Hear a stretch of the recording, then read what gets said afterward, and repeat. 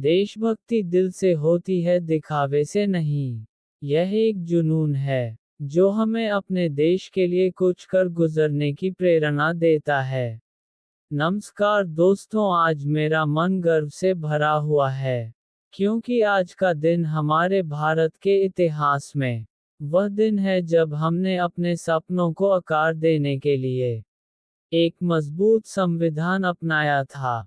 ये दिन 26 जनवरी हमें याद दिलाता है कि हमारा देश लोकतंत्र, समानता और स्वतंत्रता के सिद्धांतों पर आधारित है। 26 जनवरी 1950 को जब हमारा संविधान लागू हुआ, तब से ये दिन गणतंत्र दिवस के रूप में मनाया जाने लगा। इस दिन ने हमारे देश को एक नई पहचान दी। हमारा संविधान न केवल हमें अधिकार देता है, बल्कि हमारी जिम्मेदारियां तय करता है। महान नेता डॉक्टर भीमराव अंबेडकर, जिन्होंने संविधान की रचना में महत्वपूर्ण भूमिका निभाई, उन्होंने कहा था, संविधान का दस्तावेज भारतीय की आकांक्षाओं का प्रतीक। हमारा संविधान हमारी पहचान है, हमारी ताकत है और हमारे अधिकारों का सबसे बड़ा संरक्षक भी है। दोस्तों, हम आज जिस स्वतंत्रता का आनंद ले रहे हैं, वह हमारे स्वतंत्रता सेनानियों की बलिदान का परिणाम है। भगत सिंह, सुभाष चंद्र बोस, महात्मा गांधी, सरदार पटेल जैसे नायकों ने अपना जीवन भारत माता के लिए समर्पित कर दिया। आज का ये दिन हमें उन 20 सपूतों के बलिदान को ना भूलने की प्रेरणा देता है। दोस्तों, आज का भारत तेजी से विकास कर रहा है। हम विज्ञान, टेक्नोलॉजी, शिक्षा और स्वास्थ्य के क्षेत्र में लगातार आगे बढ़ रहे हैं। लेकिन क्या ये काफी है? नहीं, हमें ये समझना होगा कि असली गणतंत्र तभी सफल होगा जब हर नागरिक अपनी जिम्मेदारी समझेगा। सपनों का भारत तभी बनेगा दोस्त, जब हर भारतीय अपने कर्तव्यों को और ईमानदारी से निभाएगा। आज़ादी का अर्थ सिर्फ अधिकार नहीं है दोस्त, बल्कि जिम्मेदारी भी है। देश के प्रति अपने फर्ज को निभाना ही सच्ची देशभक्ति है। गणतंत्र का अर्थ सिर्फ अधिकारों को जानना नहीं है, बल्कि अपने कर्तव्यों का पालन पूर्ण करना भी है। आज हो सकता है कि हम एकजुट होकर अपने देश की प्रगति के लिए कार्य करें।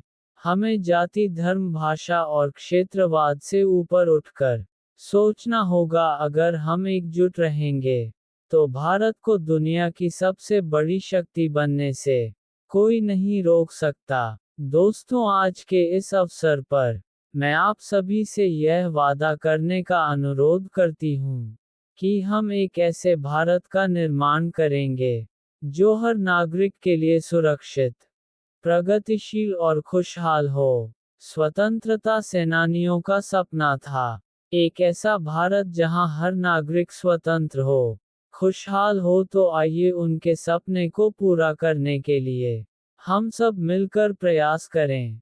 विजय विश्व तिरंगा प्यारा, झंडा ऊंचा रहे हमारा, झंडा ऊंचा रहे हमारा। आइए हम सब मिलकर इस महान देश को आगे बढ़ाने के लिए अपना योगदान दें। धन्यवाद। जय हिंद, जय भारत। नमस्कार दोस्तों, गणतंत्र दिवस के अवसर पर मैं आपके समक्ष एक दमदार भाषण प्रस्तुत कर रहा हूँ, जिसका प्रयोग आप अपने स्कूल या ऑफिस में रिपब्लिक डे स्पीच देने के लिए कर सकते हैं। तो आइए सुनते हैं इसे। भारत माता सबसे प्यारी, सबसे ऊंची तेरी शान। गणतंत्र दिवस पर शीश झुकाकर हम करते हैं तुझे प्रणाम। माननीय मुख्य अतिथि, आदरणीय प्राचार्य महोदय, सम्मानित शिक्षक गण और मेरे प्यारे मित्रों, आज 26 जनवरी है, हमारा गणतंत्र दिवस। ये वो दिन है जब हर भारतीय के मन में देशभक्ति की लहर और मातृभूमि के प्रति अपार स्नेह व सम्मान जाग उठता है। मैं आप सभी को हमारे 76वें गणतंत्र दिवस की हार्दिक शुभकामनाएं देता हूँ। Happy Republic day. रिपब्लिक क्या है? क्या है गणतंत्र का अर्थ? दोस्तों, रिपब्लिक शब्द लैटिन शब्द रेस्पब्लिका से बना है, जिसका मतलब है लोगों से संबंधित। यानी रिपब्लिक कुछ ऐसा है जो लोगों से जुड़ा है। और अगर हम इसके हिंदी रूप को भी समझें तो गण का अर्थ है लोग और तंत्र का मतलब है सिस्टम, यानी लोगों का सिस्टम। रिपब्लिक या गणतंत्र एक ऐसी व्यवस्था है जिसमें देश लोगों का होता है, सरकार लोगों की होती है, और इस सिस्टम को बहाल करने का सबसे बड़ा माध्यम है लोकतंत्र यानी डेमोक्रेसी, जिसे अब्राहम लिंकन ने बड़े सरल शब्दों में समझाया है कि लोकतंत्र जनता का जनता के लिए और जनता द्वारा शासन है। और हमें इस बात का गर्व है कि भारत दुनिया का सबसे बड़ा लोकतंत्र है। पर रिपब्लिक की जरूरत पड़ी क्यों? दोस्तों, आपने सुपर 30 का ये डायलॉग जरूर सुना होगा। अब राजा का बेटा राजा नहीं बनेगा, अब राजा वही बनेगा जो हकदार होगा। लेकिन पहले ऐसा नहीं था। पहले राजा का बेटा ही राजा बनता था, चाहे वो काबिल हो या नहीं। और वास्तव में आज भी कई अरब और अफ्रीकन देशों में राजतंत्र है। लेकिन 500 बीसी के आसपास रोमन्स ने उन पर सैकड़ों सालों से राज कर रहे इत्रिस्की राजाओं से मुक्ति पाने के बाद एक ऐसी व्यवस्था का निर्माण किया जिसमें जनता अपने प्रतिनिधियों का चुनाव कर सकती थी, जो उनकी ओर से शासन करते। यानी अब कोई अकेला व्यक्ति जैसे कि कोई राजा नहीं था जिसके पास अनंत शक्तियां हों। और आगे चलकर दुनिया भर के कई देशों में ये सिस्टम अपनाया गया, जिसमें हमारा देश भारत भी शामिल है।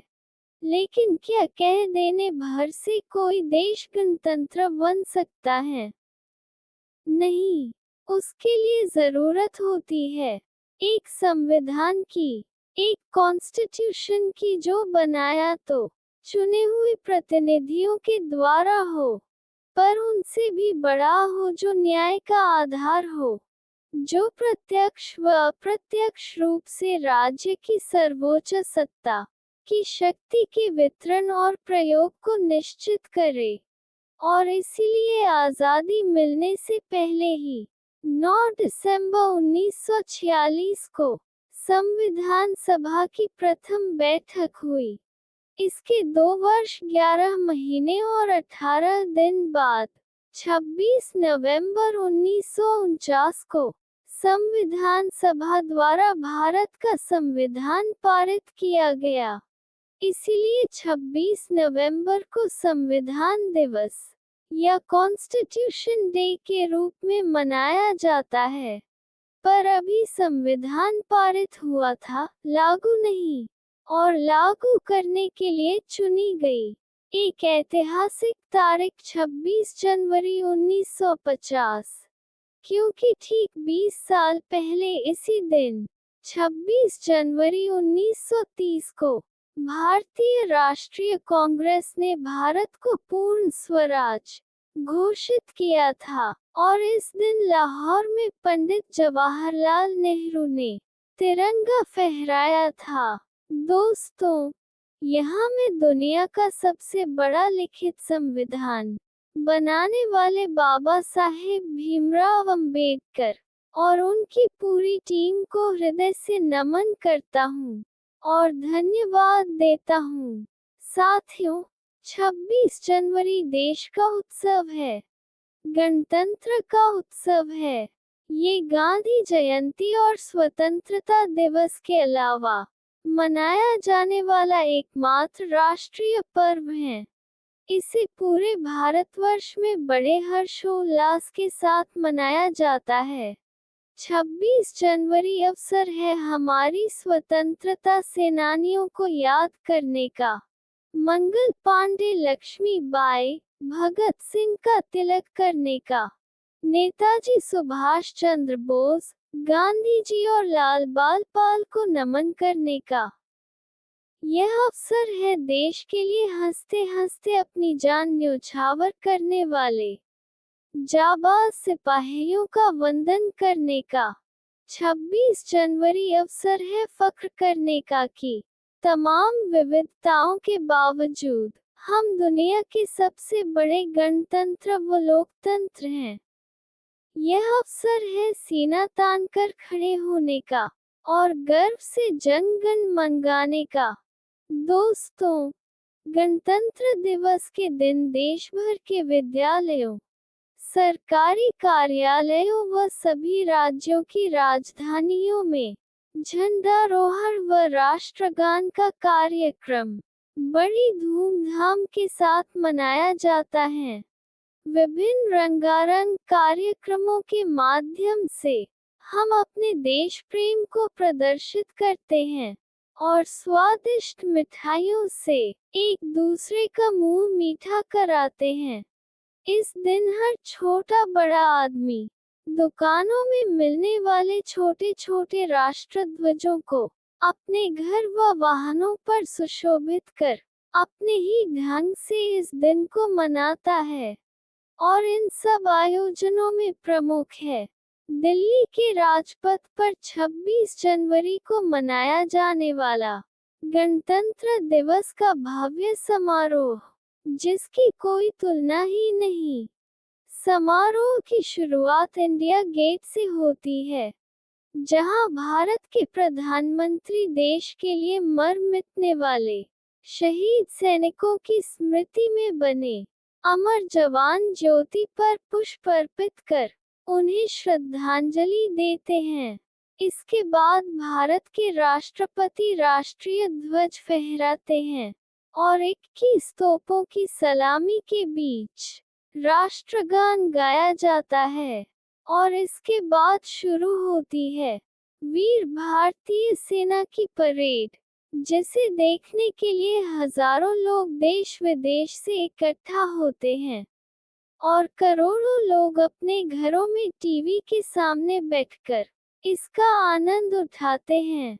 हर साल इस अवसर पर महामहिम राष्ट्रपति के साथ एक प्रभावशाली राष्ट्राध्यक्ष या विशिष्ट व्यक्ति को मुख्य अतिथि के रूप में आमंत्रित किया जाता है।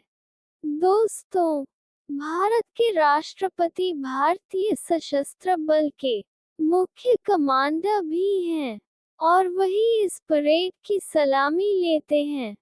इस परेड के माध्यम से भारत अपनी श्रमिक शक्ति का प्रदर्शन करता है और अत्याधुनिक हथियारों, मिसाइलों और टैंकों को राजपथ पर बड़े गर्व के साथ पूरी दुनिया को दिखाता है।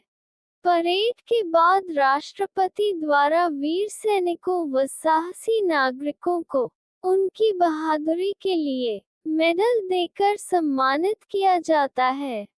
इसी दौरान हेलीकॉप्टर से गुलाब की पंखुड़ियों की बारिश सबके चेहरे पर मुस्कान बिखेर देती है। सेना की परेड के बाद बारी आती है विभिन्न राज्यों की झांकियों की।